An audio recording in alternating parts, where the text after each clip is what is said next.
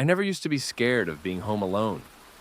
My parents traveled a lot for work, and by the time I was 17, I was used to it. A weekend alone meant freedom, ordering pizza, staying up until sunrise with the TV buzzing in the background, scrolling through my phone without anyone telling me to get to bed. I loved those weekends. They made me feel like an adult, like nothing could touch me. That Friday night should have been no different, but it was. From the moment my parents closed the door behind them, the house felt heavy. That's the only way I can describe it. Like the air itself weighed more than it should. The usual comfort of being in my own space was replaced by this constant, prickling awareness that something was off. Still, I brushed it off. I heated some frozen pizza, grabbed a soda, and sprawled out on the couch, letting Netflix play in the background while I scrolled through my phone. For a while, I even managed to forget that weird feeling. But around midnight, I muted the TV for just a second, and that's when I heard it. Knock, knock, knock. 3 steady knocks. Not frantic, not hesitant. Slow, purposeful. It came from the back door. The thing about our back door is it leads straight into the woods. No lights, no porch, just black trees that seem to go on forever. My parents always said if anyone came knocking there, I should never answer, even if it was the police. They always told me, if it's important, they'll come to the front. So hearing those knocks, it froze me. I stayed perfectly still on the couch, eyes fixed on the kitchen where the back door was. I waited, telling myself it must have been a branch, or maybe an animal brushing against the wood. But 10 minutes later, it came again. Knock, knock, knock. This time, louder. I finally worked up the courage to creep into the kitchen and lift the blinds just a sliver. My heart was beating so hard, I could hear it in my ears. But when I peeked outside, nothing. Just the trees swaying in the dark. I forced myself to breathe, muttered, "Get a grip," and went back to the couch. But I couldn't relax. Every creak of the house made me flinch. Every shadow looked like it was moving. I tried turning the TV up louder, but the sound only made the silence between knocks feel sharper. And then, at exactly 3 a.m., the sound came again. But not from the back door. This time, it came from my bedroom window. Tap, tap, tap. Soft, deliberate knocks.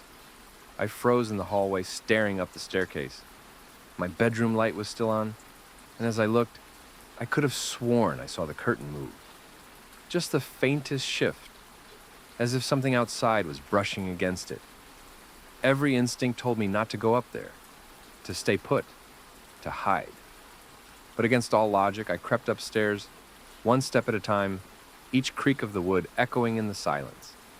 My hand shook as I reached for the doorknob. And then, knock, knock, knock. I yanked the curtain open before I could stop myself. And there it was, a face, white, blank, staring straight at me.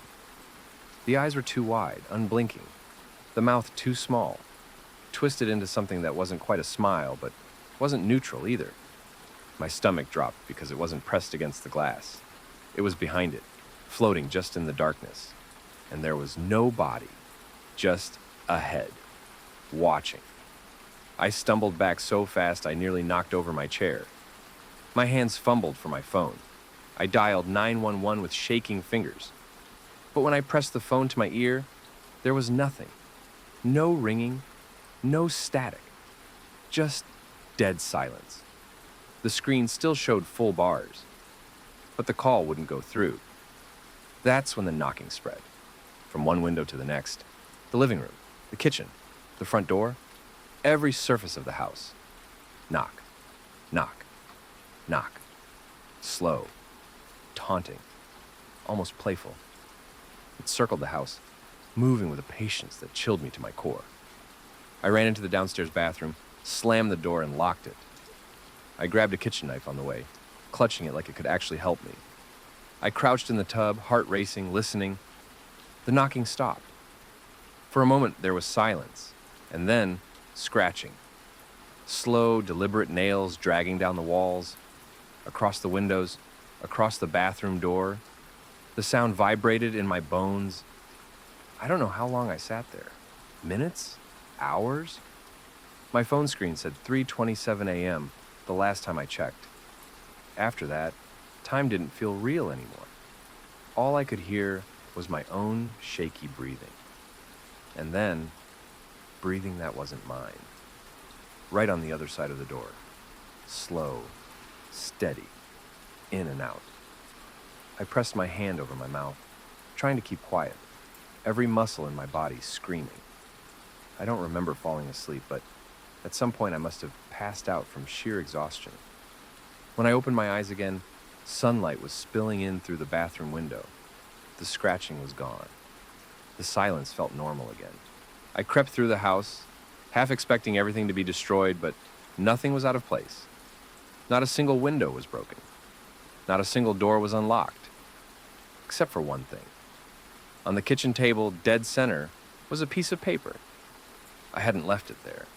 My parents hadn't left it there. Scrawled in jagged handwriting were 3 words. "See you soon."